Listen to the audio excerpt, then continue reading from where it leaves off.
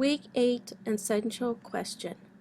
What will you require of the instructors who teach the course you design, and why?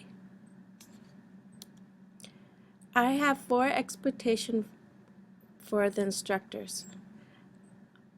The first expectation is managerial expectations. The second one is social expectations. Third one is pedagogical or instructional design expectation and technical expectation. These 4 expectations, I took it from the University of Wisconsin. I thought these were great expectations which are from my instructors who are teaching my course that I designed. The first one is managerial expectations. I expect them to provide student support. Student support is important. Some of the student support could be helping them to register their courses, online courses, or to help them find where they need to register, academic services, counseling services, writing labs online, math tutors, labs online, or library resources. We should try to help these students to ease them in the online course, and these services will help them. I expect my instructor to understand the importance of helping students. The second one is school policy.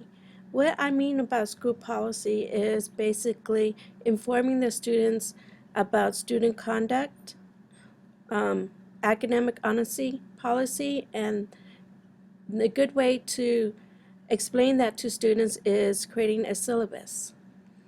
The next one is evaluations. Evaluation is important for the instructor and, of course, for the course designer. 2 ways we can determine if the course is effective or if the instructor is effective in teaching is to have a summative evaluation and also a formative evaluation. No course design is perfect. There's always room for improvement. And in addition to the formative and summative evaluation, also this is great for students to be aware what their grades are, and I expect my instructor to understand that students' grades are important and for them to acknowledge that they are earning a grade for their class. The next one is administration. Administration, what I mean by administration is class attendance or number of required meetings, or even number of dropouts or registered students. Administration duties is just a relationship between the school and the instructor and the course designer to keep update on what is needed to maintain the course. The next one is social expectations. According to Moore and Kersley, effective teaching at a distance depends on a deep understanding of the nature of interaction and how to facilitate interaction through technologically transmitted communication. There's 3 social expectations I have for the instructor. Humanizing the course. And an environment emphasizes the importance of the individual, and which generates a feeling of group rapport. By doing this, I think it helps the student and the instructor realize that they are working together. The instructor is there to help, and the students can go to the instructor. Some of these that can be done through is online discussion forums, behavior acceptable in online environment, polite form of online interaction. Um, Respect is a key to understanding human relation, and definitely humanizing the course is one of the ways which we can promote that positive interaction. The next one's present.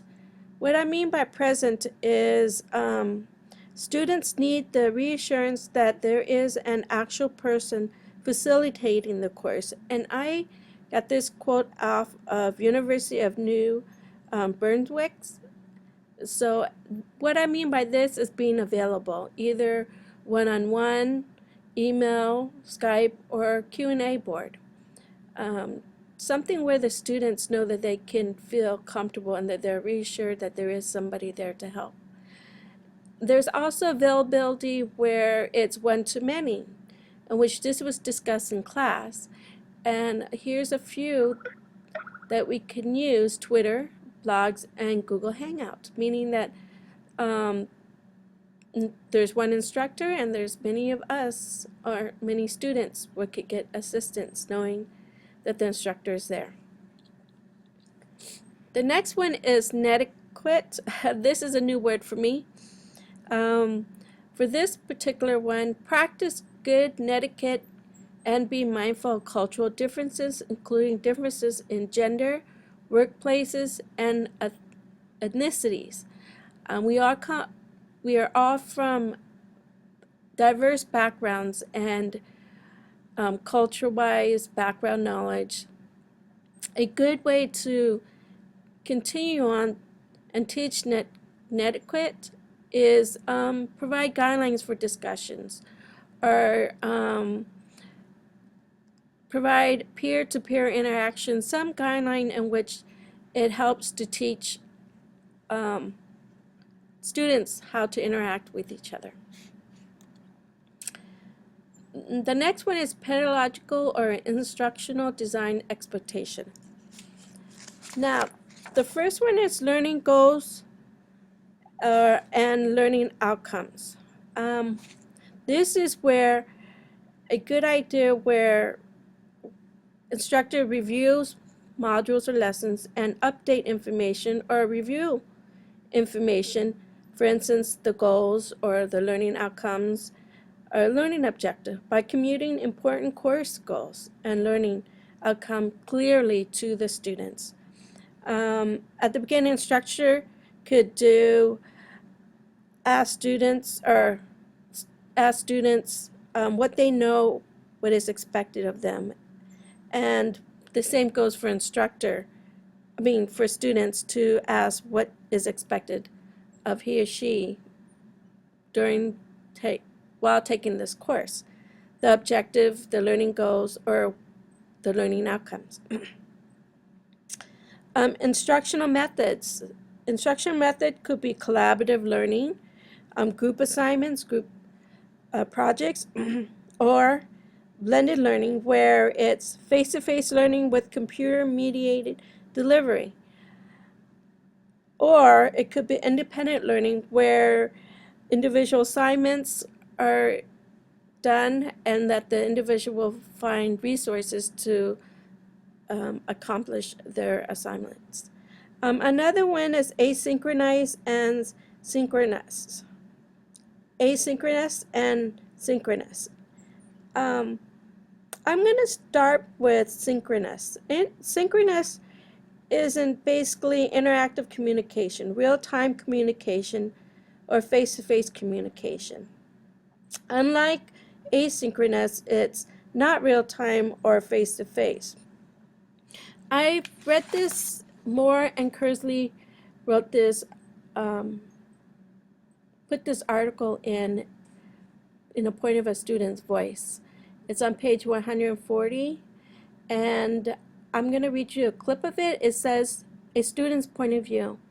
In the face-to-face classroom, I could hardly catch up what everybody is saying, not to mention respond to them or say something about my opinions immediately. In the online classes, on the other hand, I can read your postings, questions, thoughts, again and again until I totally got your point. The best part is I can digest, what you said and then respond to you after I've organized my thoughts. That is so sweet. That is asynchronous, where it's not real time. However, it gives the individual time to think. And depending how the instructor feel, how the course, asynchronous could be good for a group of students, and synchronous could be a good group for certain group of students. I think it all depends on the dynamic of the students group. The last one is technical expectations, course management system, and course multimedia accessibility. Before I start, Moore and Kensley stated, take advantage of the tools now available in most online learning systems that enable the instructors to organize students. I think this is great because, of course, we are online. Our goal is to help students succeed in their online courses. For technical expectation, I would like my instructor to know how to use either Blackboard or Vercel or Google Class or Moodle or any of those course design media which they will be using during the course. In addition to understanding either one of those, they also have to understand and help students either understand how to use email, podcasts, videos, blog boards, or any application that is needed for the course. My last question is answering